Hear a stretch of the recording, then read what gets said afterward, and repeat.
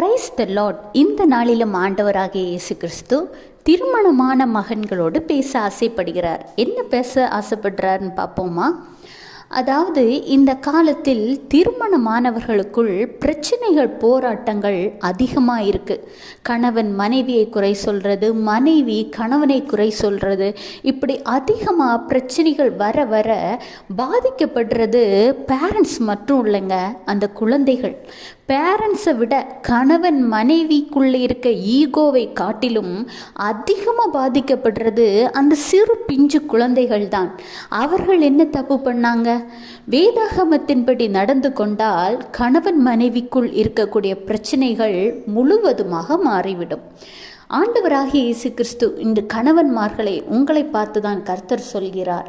சங்கீதம் 128:3, உன் மனைவி உன் வீட்டோரங்களில் கனி தரும் திராட்சை கொடியைப் போல் இருப்பாள்.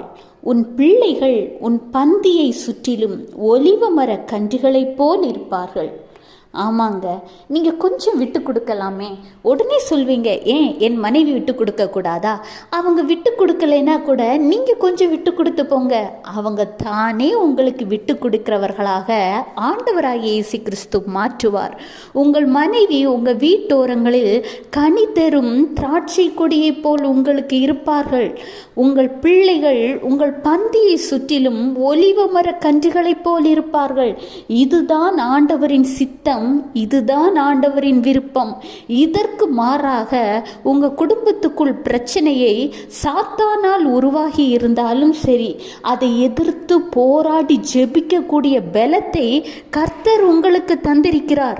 உங்கள் மனைவி மீதே தவறு இருந்தாலும், இல்லை உங்கள் மீது தவறு இருந்தாலும், அதை சரி பண்ணக்கூடிய பலனை கர்த்தர் உங்களுக்கு தந்திருக்கிறார். ஜெபத்தின் மூலம் நீங்கள் ஜெயம் பெறுங்கள். இந்த வசனத்தை சொல்லி சொல்லி ஜெபியுங்கள்.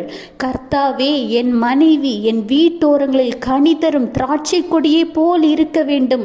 என் பிள்ளைகள் என் பந்தியை சுற்றிலும் ஒலிவ மர கன்றுகளைப் போல இருக்க வேண்டும். ஆண்டவரே, அதற்கான வழிவாசல்களை திறந்து தாங்க என நீங்கள் கர்த்தரை போக்கி ஜெபிக்கும் பொழுது, ஈசாக்கு ரெபேக்காள் எப்படி ஒரு வேதாகமத்தின் படியான ஒரு நல்ல கணவன் மனைவியாக வாழ்ந்தார்களோ, அதே போன்ற வாழ்க்கையை நீங்களும் வாழ்வீர்கள்.